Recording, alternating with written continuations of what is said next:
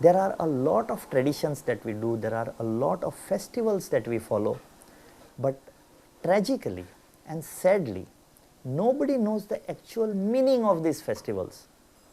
Why we are doing what we are doing. We don't know.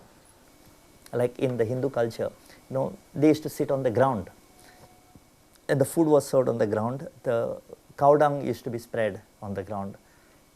But before they sat on to have their food, they would pour water all around and put a little rice bit on either side. Today the people are sitting on the table, they still do it. Now they don't understand why they are doing this. That was done because when you sat on the ground, the ants would come into your thing, so they would put water and they would put the rice on either side. So when he came there, by the time you finish eating, he would be distracted. I have a story for this. There was a Brahmin. How the tradition started. Now this Brahmin is to go to work. He is to come home, have a bath and do his puja. And during the puja, we use this milk, sugar, honey, 5 different type of things. Now he had a cat in the house. A cat. Now that cat would come and drink the milk. So he would catch the cat, tie his front legs, and there was a nail on the wall. And he would tie him up, finish the puja, leave the cat. Now this went on for a long time. After some time, that Brahmin got married. He got married. Over a period of time, he got a child, a son. Now the son grew up, seeing his father come home in the afternoon, having a bath, keeping all those things in front of the god, catching the cat, tying the cat, finishing his puja and leaving the cat. So he grew up to be a teenager. After some time that old man died. So the son started coming back in the afternoon, putting all those things, catching the cat, tying the cat, finishing the puja, leaving the cat. Now one day when he came home, he was told there was a big problem, that the cat had died. So he went, had a bath, kept all the things, went to the neighbor's house, brought the cat, tied the thing and finished his puja. What is the moral of this story? He never asked his father why he tied the cat. The father did that because he was putting his tongue into the milk. I relate it to the traditions. The traditions was started to give a meaning to the people. Over a period of time, I think almost 70% of the tradition that have been started, can be stopped because they were made for that. But no, we still do that. We still carry on without asking, because today if I ask my elder, he doesn't have an answer. The next thing he does is he shouts at me. Say, you have become too smart, go away from here, because he doesn't know the answer. And these traditions, what we call as the traditions, have gone down the line without somebody trying to justify why these traditions were done. So our culture is such that we should accept that our elders wanted nature to be the prime importance. It has nothing to do, they wanted us to be one big family. So for whatever the festival, they would bring all the family together. And in the present times, I think these festivals have a big meaning, because hardly there are any joint families. The sons, as soon as they get married, they move out. We are become satellite families. And this type of festival, whether it is a Sanjoma festival, whether it is a Jatra, whether it is any festival of any religion, the main reason for that was to bring the family together. If for 1 hour, no problem, but for 1 hour. Em Goa, e muito especialmente aqui em Siolim, há uma festa que, para além de ter o motivo de unir amigos e familiares, é ainda especialmente dedicado aos genros. Estamos a falar da festa de São João. E imaginem como é que se celebra em Goa o São João.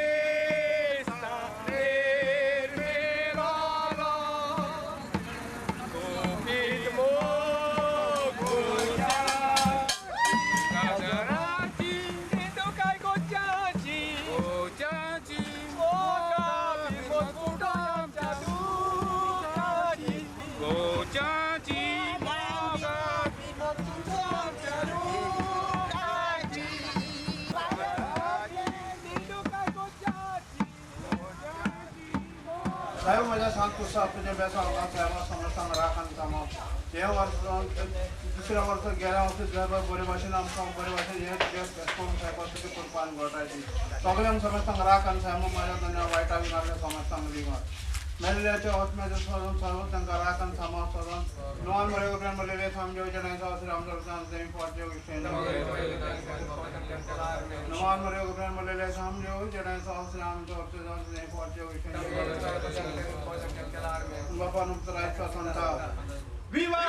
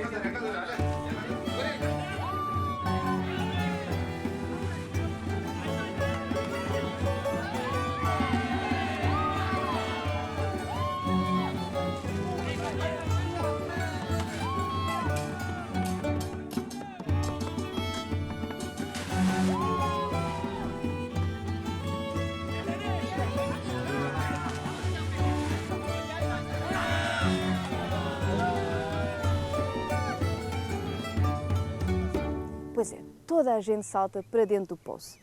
Poços estreitos, fundos, largos, homens, mulheres, crianças, ninguém fica seco. Também não faz grande diferença porque o calor é muito e não para de chover. Estamos em plena monção. When it comes to any festival in Goa, they are related to nature. Somehow they are related to nature. Like Saint João, it is related to water. So the jumping in the well basically is that. In fact, that was the start of this festival. That is what the people here believe. Traditionally, it's about when Our Lady goes to, when Our Lady, that is Mother Mary, when that's in the Bible, no? When she goes to visit Saint Elizabeth and Saint John was in a womb. And they say that he was knowing that the Lord was coming, that the Son of the Lord was coming.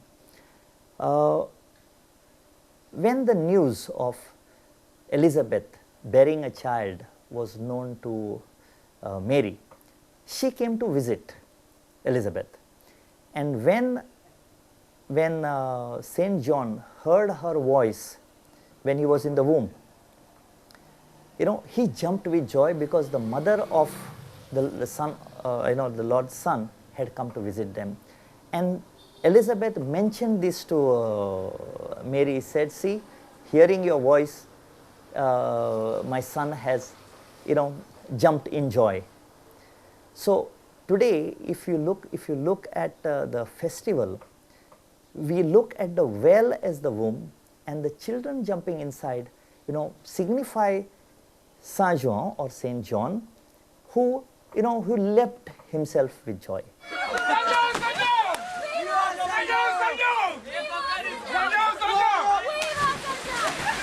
Now, here what they have done in Goa is they have attached significance of the son-in-law coming, and trying to be a family.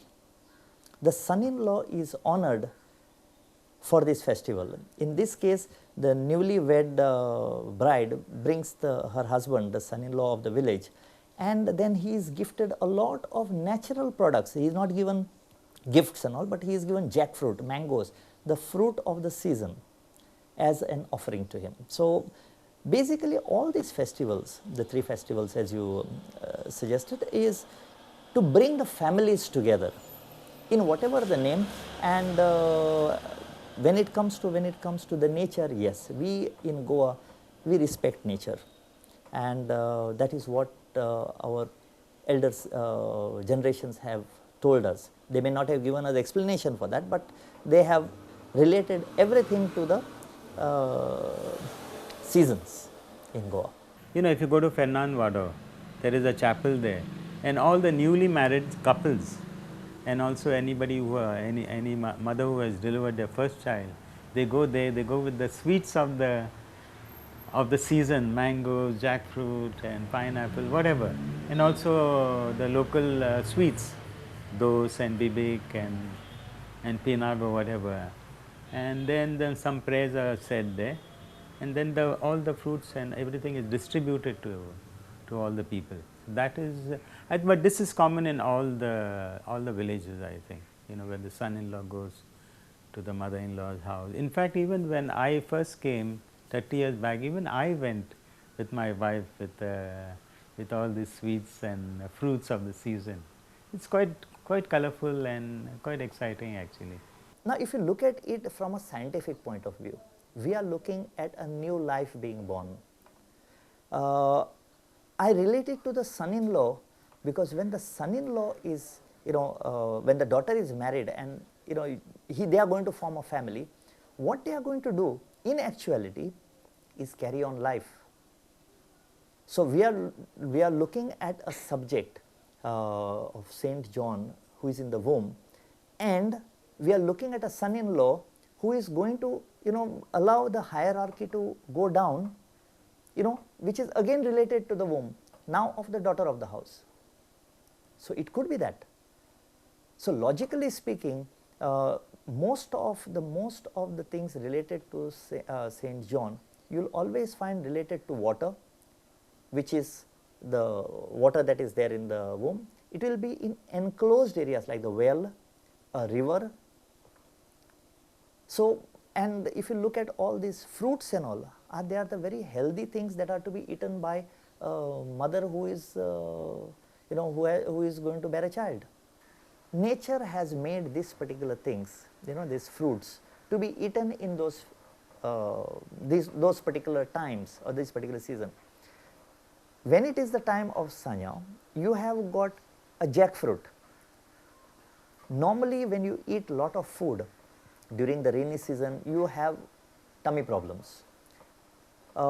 This helps the bowels to be very good. Though if we were told this particular thing in a very scientific way during the olden times, they would not have followed it. But when they put it as a part of a festival, they said, okay, so if you find the son-in-law who comes is gifted with a jackfruit or mangoes. Now you have these Xavier mangoes which they make sweet. He is given those particular things to tell him that these are important, please eat this during this time to keep healthy. So today we are looking at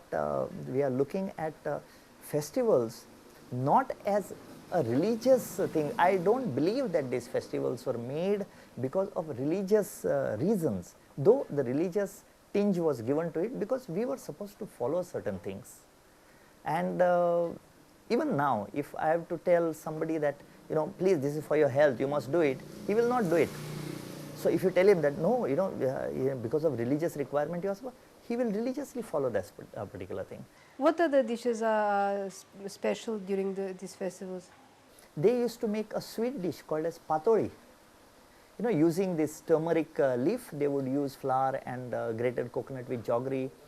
Today you hardly get to see them. So the cuisine part of this festival has been overlooked, and there has been a tremendous evolution from the authentic way of celebration. I mean by authentic way of celebration that this tradition has come for the last 175 years. Years and years ago, I think maybe 300-400 years back, there was a shipwreck, and there were two sailors, who got into a boat, and the boat came up to this creek, and they were saved. And it is in commemoration of that event that people now come in. It's a thanksgiving for their safety, and then the church, of course the church originally was somewhere else, then they built it here. So this tradition, I think, dates back to I don't know when, but definitely over 100 years. maybe 200 also. It may be a time when the sailors were saved from the shipwreck. They used to come and say some prayers at the foot of the cross and go up and crown the cross with that copel. The copel is a crown of flowers, no? That is called the copel. In Konkani it is called the copel. So that is what they put on the cross. They wear it, and one of the boat men, they go up and they put the copel on the cross. They are crowns made of flowers and ferns and branches to decorate. I did try to ask people what was the actual significance of that. What the people told me was, first they had two interpretations. Number one was that it was like crowning somebody when coming into the village, was number one, and the second thing what they said was that it represented the the crown of thorns on Jesus, which I felt had no significance basically, but it was that crown part of welcoming somebody like a king into your village using the natural products back again. That is what I felt was nice. They are called as copels. Actually, copel in Konkani means a chapel, but I do not know in the other Konkani dialect, the forehead is called as a couple. So, I do not know whether it is couple to copel or whether thing, but it looks nice. Esta coroa que tenho aqui na cabeça, que é feita de folhas e de flores e sei lá mais o quê, é muito importante para o final da festa de São João.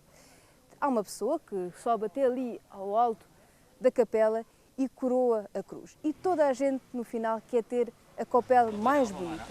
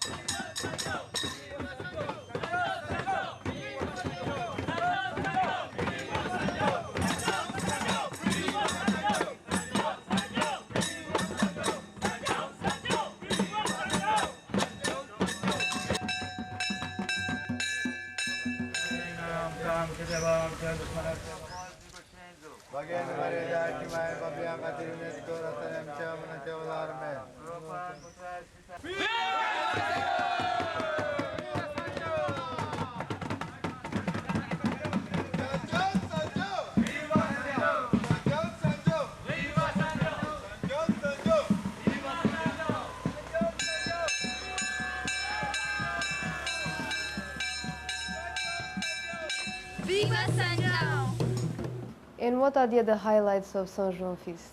Seolim now is associated with the traditional boat parade, which never ever happens anywhere outside Seoul. It's a tradition specially made in Seoul. It happened, the tradition is lost in mist, how old it is, but the elders say it is over 100 years old, and that was a time when boats used to come from Anjuna, they used to come even from Morji and from Bade in Asagaon, and then the local boats from Seolim.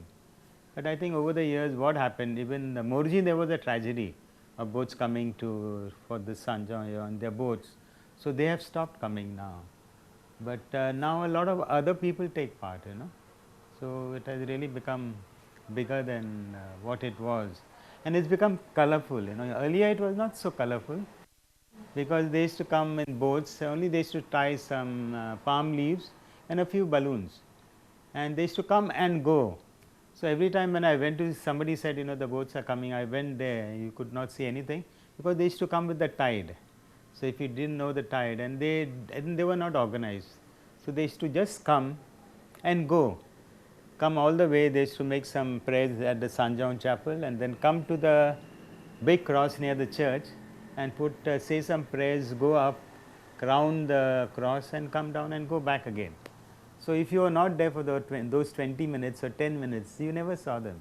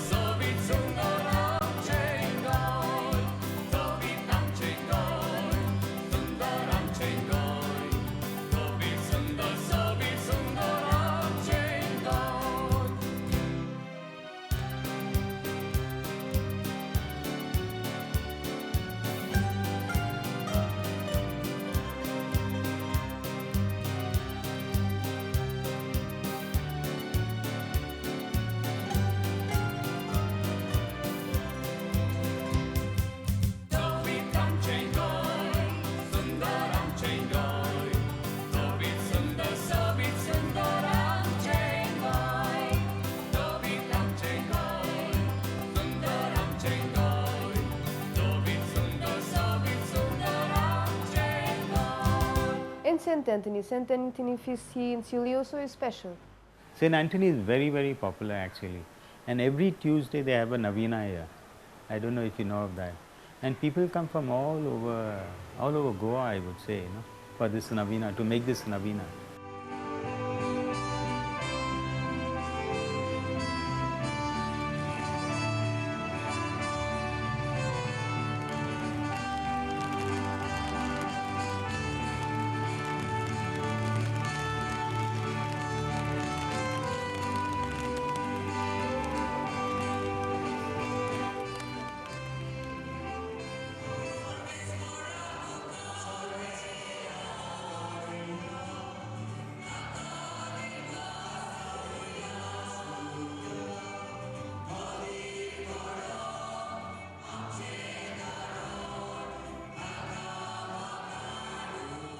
But why this special love for St. Anthony? Well, you know, special love, I think, you know, they get their wishes granted and all. Basically, they come with some problem.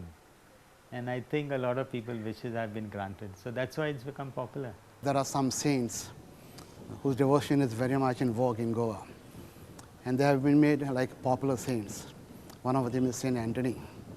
And maybe it is because of the Portuguese influence. I hope so it is because of that. And they have been made into so popular that people come especially to ask them some favors. And they think they give them favors. Therefore, favors have made them very popular. A lot of people come and tell, especially the non-Catholics, the non-Catholics, They come here tell us stories about things being robbed, things being lost, and they have found it, okay? Therefore, they have brought other people also. I remember last year here, when the Trezana is 13 days of the preparation. On the first day, one lady came here, and he told me someone has stolen her gold, okay? Pray for her.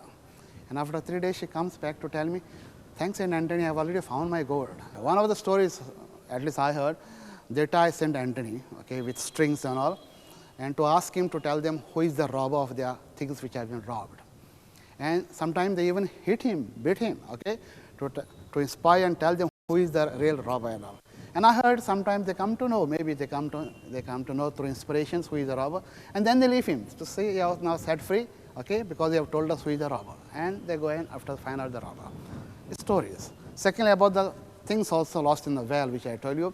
Sometimes they tie a statue of St. Anthony to a stake, okay, and send him down in the well. And maybe with the stake they search the well and all, and sometimes they find that. They say St. Anthony has found that.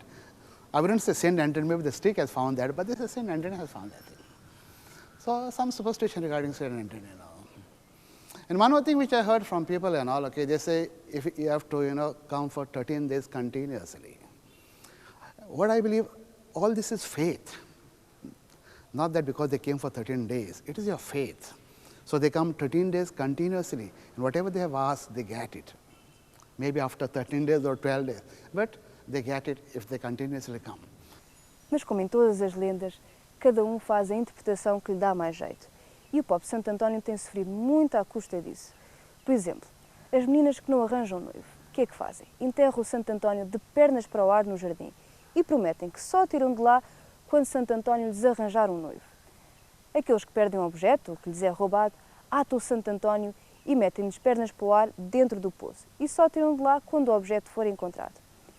Mas pior ainda é quando a imagem de Santo António se parte. Bem, aí é um sarilho, porque tem que se juntar todos os cacos, levar para o cemitério e enterrá-lo. Mas sabe o que é ainda pior? É quando Santo António leva uma tareia, que só para quando Santo António acede ao pedido feito. Portuguese people are what we call in Portuguese festejo. They like celebrations. And celebration is something special. And for the Portuguese people, band is one of the part of the celebrations. Alvorada is a band which they play early in the morning at 5. That is why, to wake the people up, saying today is a festive day, you shouldn't sleep now, come on, wake up. And wake up with that spirit of festive spirit, a high spirit. Therefore, that Alvorada is a certain tune, I can't tell you, but it is a certain tune which they always play that. And after they play different tunes. It is not now, it is for years now. So, even when the Portuguese were here, every church for their main feast, they had a band. So people, when they have a band, they think that is a special occasion. Therefore, for the feast, we usually have a band. My thinking is, it is faith, nothing else. Not St. Anthony is more powerful than the other saints, or he can do, not because of it. It is only faith. It depends when your faith comes up, and maybe at that time God gives you the thing. So it's... E para concluir o nosso programa, não podemos deixar de fazer uma rápida análise na forma como se celebra os santos populares em Portugal e em Goa. Enquanto que em Portugal estamos no verão, comemos sardinhas, bebemos sangria e dançamos até de madrugada, aqui em Goa estamos em plena monção. E chove ininterruptamente durante 3 meses, desde o início de junho até ao final de agosto. E é por isso que os santos populares têm uma relação tão direta com a água. E nós temos de terminar por aqui, mas eu cá estarei ininterruptamente, quer faça chuva ou faça sol, todos os 15 dias. Até ao próximo programa.